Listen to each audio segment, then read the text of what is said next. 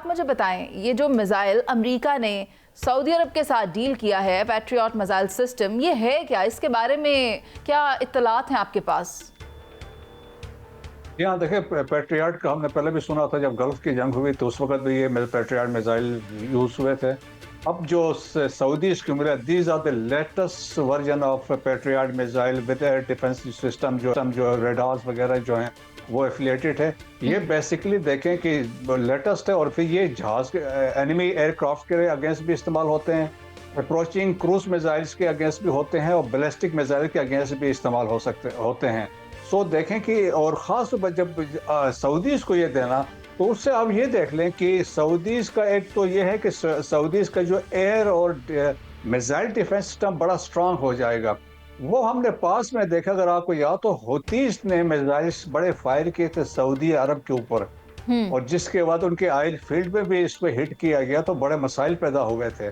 सो अब जब ये पूरा इनके पास पहुंचेंगे तो इनके पास एक कैपेबिलिटी आएगी, दे कैन रिएक्ट, और ताकि वो उसको काउंटर कर सकते हैं। और फिर खित्ते के अंदर भी आप देखें कि यूएई के साथ इनके मामलात हैं, कतर में जो कुछ हुआ, उसके बाद इजराइल के लिए भी एक मैसेज होगा कि अगर कुछ फ्यूचर में होता है, दे हैव द कैपेबिलिटी, ये काउंटर कर सकते हैं।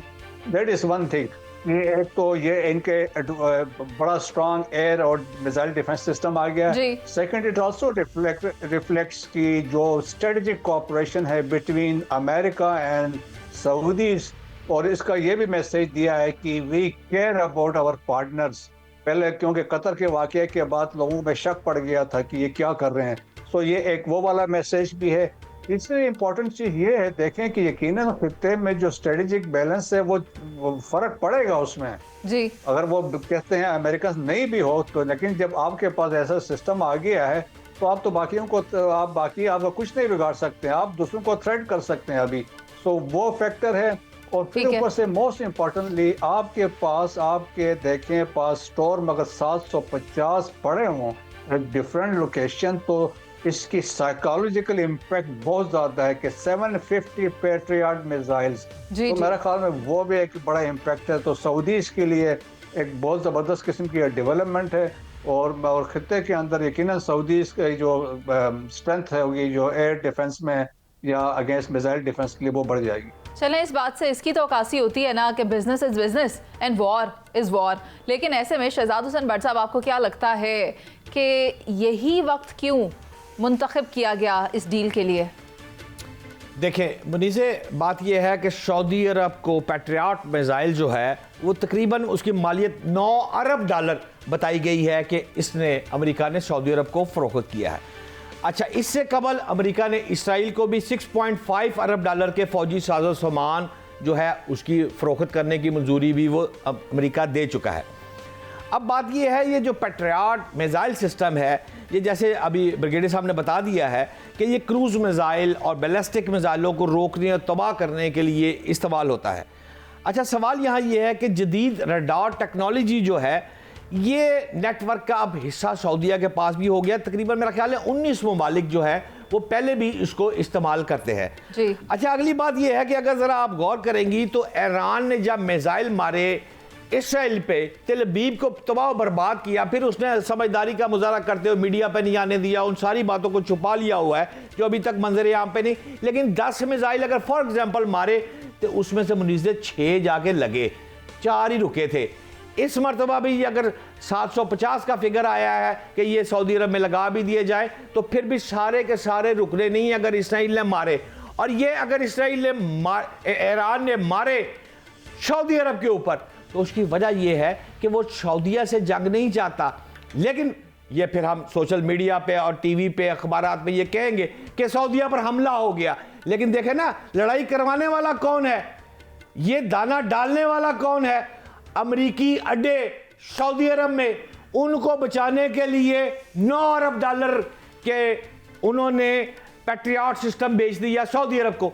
बचाना किनू सू? बचाना थे अपने फौजियां नू है। ईरान ने ते सऊदीया को मारना ही नहीं है, वो तो अमरीकी फौजी अड्डे जो है सऊदीया में है उनको सहूलत। अब दूसरी साइड पर जरा ये भी गौर कर लीजिएगा, अब पाकिस्तान या चाइना या टर्की अगर लगा देता अपना सिस्टम, तो फिर अमेरिका ने चीखें मारनी थी कि मेरे फौजी मर गए। लिहाजा सऊदीया ने भी अक्लमंदी की है कि उसको पैसे देकर, उसी का सिस्टम लेकर, उसी की तलवार से उसके फौजी बचाने की ये कोशिश की है। ये एक अच्छी कोशिश है, लेकिन मेरा ख्याल है खुदा ना खास्ता, अल्लाह ना करे कि अमेरिका ईरान पर हमला करे और ईरान फिर सऊदीया पर हमला करे और अमेरिकी फौजी वहाँ पर जा बको। यह खित्ते के लिए अच्छा नहीं है। खत्ते के लिए इस वक्त जो जारी सूरत हाल है भट्ट साहब, वो तो काफ़ी गंभीर दिखाई देती है। लेकिन ऐसे में साजिद हबीब साहब, आप देखें कि अमेरिका की जानिब से ये जो डील की गई पैट्रियट मिसाइल्स की सऊदी अरब और इजराइल के साथ, लेकिन आने वाले वक्तों में ये कहा जा रहा है हेलीकॉप्टर्स और ये तैयारे भी दिए जाएंगे। तो फिर आप इस सूरत हाल को कैसे देखते हैं? सूरत हाल तो संवरती हुई दिखाई नहीं दे रही। दूसरी जानिब आप देखें चीन दिफाई टेक्नोलॉजी में भी कितना आगे चला गया। आपने एक बड़ा अच्छा जोड़ा शुरू में बोला था, वो क्रक्स है इस सारी बात का। War is war, business is business. तो भाई ये सारा बिजनेस है। आप शुरू से देख लीजिए, अमेरिका का ट्रेंड ही यही रहा है। अगर वो 20 F-16 देता था ईरान उसको तुर्की को, तो 20 से 25 वो ले लेता था ग्रीस को, जिनके साथ उनकी लड़ाई होती थी या उनके मसले चल रहे होते थे। अभी आप देखिए, जैसे अभी बात की दोनों साथियों ने कि $9 मिलियन के तो इनको लगा दिया इसके ऊपर। हालांकि सऊदी अरब के पास पेट्रियट मिसाइल का पुराना वर्जन पहले से है, यूएई के पास भी है, कतर के पास भी है और कुवैत के पास भी है। 4 मुल्क यहाँ पे इस्तेमाल कर रहे हैं, पेट्रियट इनके पास हैं। बड़ी मजे की बात है ये जो बिजनेस वाली बात का, इसको मैं और इंडोर्स करता हूँ कि ये खर्चा होगा इनका। और जैसे शहजाद साहब ने कहा कि कोई हमला वमला इन्होंने ईरान ने तो सऊदी अरब के ऊपर नहीं करना। आप ऑफिशियल अमेरिकन मीडिया की जो स्टेटमेंट है उसके ऊपर देखिए कि ये दिए जा रहे हैं सऊदी अरब को कि सऊदी अरब का दिफा और जो अमेरिका का दिफा, जो अमेरिकी एसेट्स का और अमेरिका के जो एलाइज हैं उनके दिफा में ये मुआवन साबित होंगे। This is the official statement. और ये एनहेंस्ड वर्जन है इसकी। जो बात है कि 750 कल नहीं पहुंच जाएंगे। इट्स ए कंप्लीट सिस्टम जिसमें रडार ट्रैकिंग सारा कुछ होता है।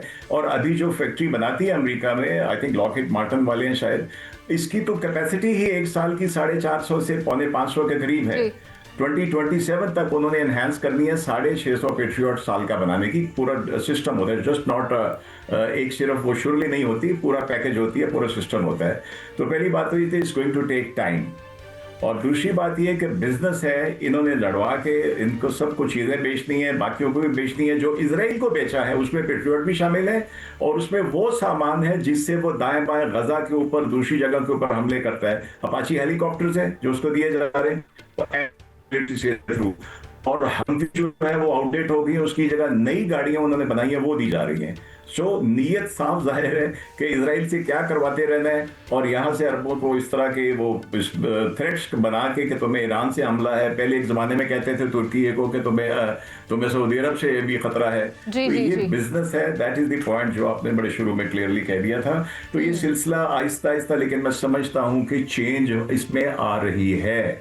तुर्की, सऊदी अरब, पाकिस्तान का इकट्ठे होना, चाइनीज और कनेडियन प्राइम मिनिस्टर का मिलना, फिर यूके और उनका प्राइम मिनिस्टर का मिलना। सो ये अब दुनिया इंशाल्लाह इट विल टेक टाइम, लेकिन ये सुप्रीमेसी ऑफ अमेरिका को ट्रंप मेरे नज़दीक ख़त्म करके ही रहेंगे। सूरत हाल भी कुछ ऐसी ही लग रही है। लेकिन ऐसे में वो आपने बात की ना सऊदी अरब, तुर्की और पाकिस्तान की, मैं ब्रिगेडियर मसूद साहब आपसे ये जानना चाहती हूँ कि सऊदी अरब ने ये मुआहिदा करने के लिए अमेरिका का ही इंतखाब क्यों किया? अगर उसे बिजनेस ही करना था दिफाई, तो वो चीन की जानिब भी तो देख सकता था और शराकत दारी भी है, बरादराना ताल्लुकात भी हैं। Then why America? देखें जी, America basically is the guarantor है सिक्योरिटी के लिए मिडिल ईस्टर्न कंट्रीज के लिए, और स्पेशली जो वेपन सिस्टम है इनके पास, जो मिडिल ईस्ट में जितने कंट्रीज है वो सारा अमेरिकन है और अमेरिकन बेसिस वहाँ पे मौजूद हैं। तो सऊदी अरब में गारंटर तो पाकिस्तान भी है ना? नहीं, पहले तो देखें, पहले तो यही था। अब पाकिस्तान आ गया है, अब पाकिस्तान ने एक अलायंस किया है, तो लेकिन उसमें यकीनन पाकिस्तान उनको डिफेंड करेगा जब कोई अटैक वगैरह होता है। लेकिन बाकी चीज़ें तो है। फिर ऊपर साहब ने देखा होगा जब रिसेंटली MBS का विजिट हुआ तो यहाँ पे उन्होंने कहा $500 बिलियन का ट्रेड, उन्होंने कहा $1 ट्रिलियन, तो $1 ट्रिलियन पे चले गए हैं। तो इंटरेस्ट दोनों का है और इंटरेस्ट अभी अमेरिका का ज़्यादा है कि उन्होंने अपनी चीज़ें सेल करनी है और सऊदीज़ ने वहाँ पे इन्वेस्टमेंट करना है। तो इसलिए वेपन सिस्टम तो यकीनन वहाँ पे है। और जिस तरीके से वो प्रायोरिटी देते हैं, जिस तरीके से हमने उस वक्त प्रेस कॉन्फ्रेंसेस में देखा है MBS को, जिस तरीके से बहुत सारे सवाल हुए तो प्रेसिडेंट ट्रम्प ने उनको प्रोटेक्ट किया। उन्होंने कहा कि भाई ये सवाल आप इनसे पूछ नहीं सकते। सो मेरे ख्याल में उनका अपना इंटरेस्ट है, सऊदीज़ का अपना इंटरेस्ट है। देखें आजकल के इंटरनेशनल रिलेशंस में आपका national interest is the most important, और हमने अपना नेशनल इंटरेस्ट को प्रोटेक्ट करना है। हम क्या अभी देखें ना, अनफॉर्चुनेटली हर एक उम्मा की बात करता है, तो लेकिन उम्मा की तो कोई बात नहीं, उम्मा तो कभी इत्तेफाक पे इकट्ठे ही नहीं हुए।